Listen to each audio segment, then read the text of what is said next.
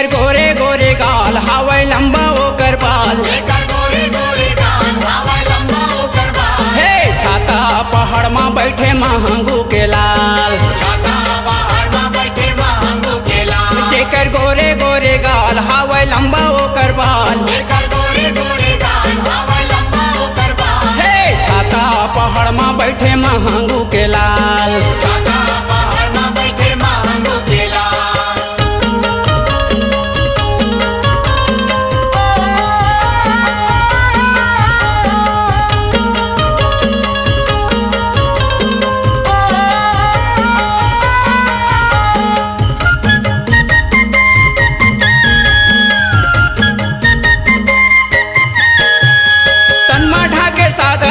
सादा के चंदन है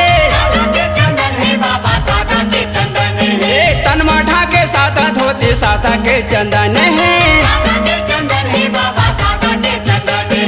आँखी मुंदे बैठे बाबा माने मन मगन है आँखी मुंदे बैठे बाबा माने मन मगन है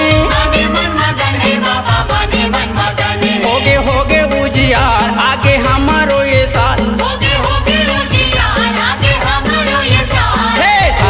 पहाड़ में बैठे महंगू के लाल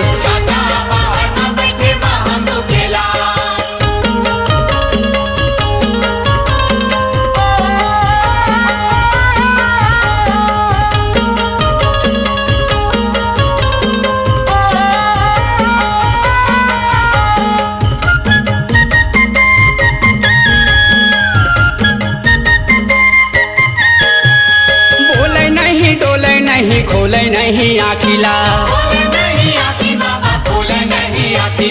बोले नहीं डोले नहीं खोले नहीं आखिला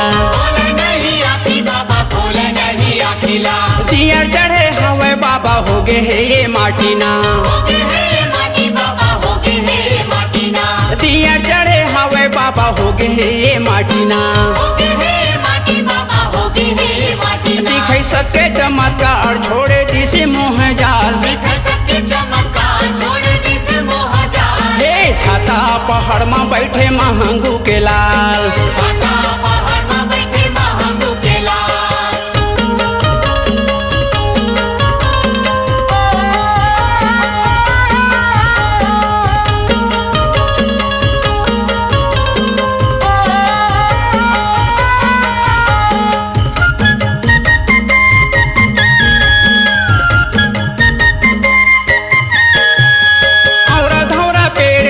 धुनीला रमाए है और धौरा पेड़ तरी धुनीला रमाए है सत्य के निशानी बाबा खम्भा लगड़ाए है सत्य के निशानी बाबा खम्भा लगड़ाए है धान धान मोर भागीत लिखे छोटू लाल